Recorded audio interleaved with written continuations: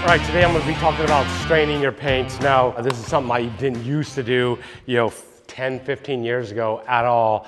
Nowadays, you got to strain your paints all the time. And I'm actually straining my paints, I'm now doing this exterior multiple times throughout the day. So your exterior paints, unlike interior paints, your exterior paints dry really fast, skim over really quick, especially if you don't keep them covered and some type of wet covering over the top of it. You'll get layers of paint like skimming over on the top, on the sides. It'll eventually work into your paint lines. You'll eventually start getting clogged gun filters, clogged manifold filters. It's kind of a pain in the neck, but it's just a necessary, evil to painting inside and outside. I just highly recommend now, before starting any interior painting or exterior painting, straining your paints. The exterior paint I'm using right now is Latitude. We're spraying outside, it's cool temps. We're using Latitude, for multiple different reasons.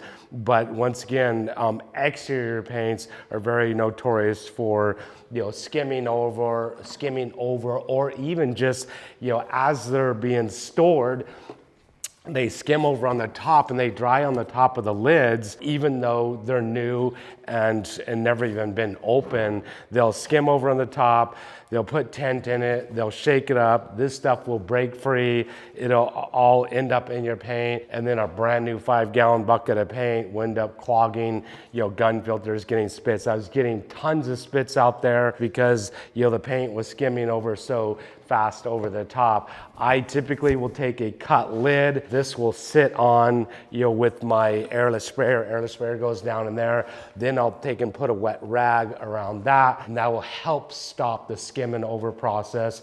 But it unfortunately still happens. The way I strain the paints, I use a 5-gallon bucket strainer, just like this, and I just reuse those strainers. I typically don't ever throw them away, and want to make sure my bucket is clean. I've got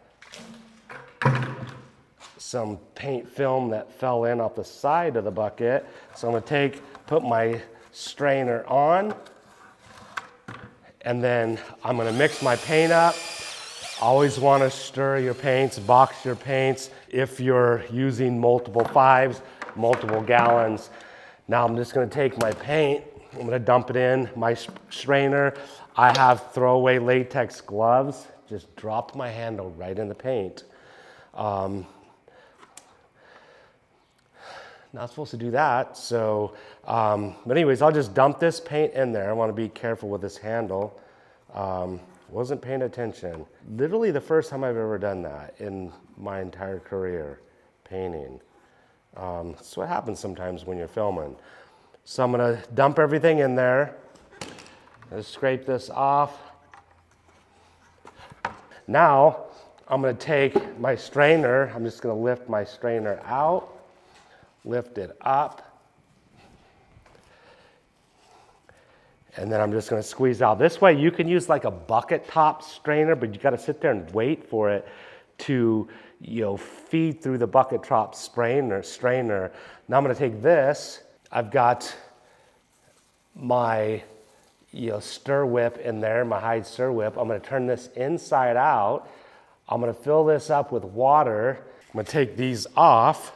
These are throwaway. Set these aside, fill this up with water. It'll actually just be clean. I'll just rinse it out, shake it out. I turn it inside out because anything that was strained now will be on the outside of the strainer and it'll just come right off. Now my bucket of paint is strained and ready to go into my sprayer.